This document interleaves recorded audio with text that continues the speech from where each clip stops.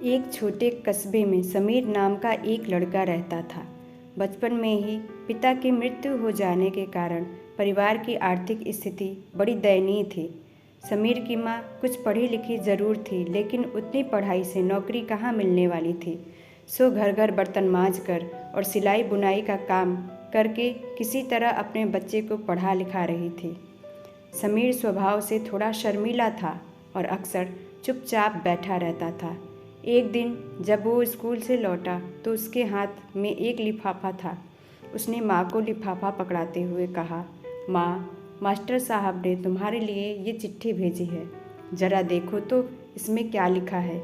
माँ ने मन ही मन चिट्ठी पढ़ी और मुस्कुरा कर बोली, बेटा, इसमें लिखा है कि आपका बेटा काफ़ी होशियार है। इस स्कूल के बाकी बच्चों की तुलना में इसका दिमाग बहुत तेज है और हमारे पास इसे पढ़ाने लायक शिक्षक भी नहीं है। इसलिए कल से आप इसे किसी और स्कूल में भेजें।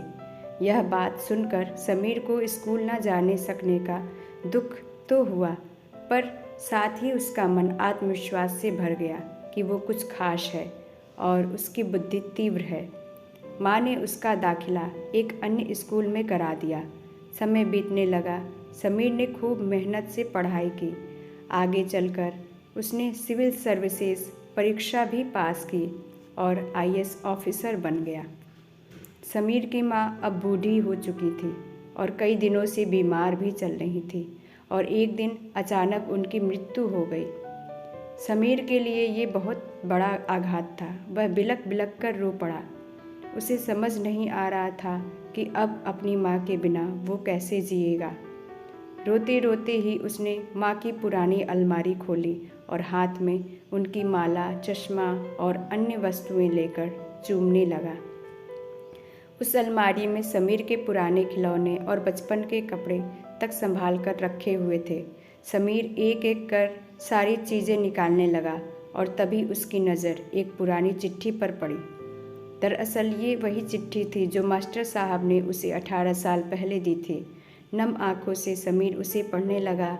आदरणीय अभिभावक, आपको बताते हुए हमें अफसोस हो रहा है कि आपका बेटा समीर पढ़ाई में बेहद कमज़ोर है और खेल कूद में भी भाग नहीं लेता है। जान पड़ता है कि उम्र के हिसाब से समीर की बुद्धि विकसित नहीं हो पाई है, अतः हम इसे अपने विद्यालय में पढ़ाने में असमर्थ हैं। आपसे निवेदन है कि समीर का दाखिला किसी मंद बुद्धि विद्यालय में कराएं अथवा खुद घर पर रख कर इसे पढ़ाएं। सादर, प्रिंसिपल।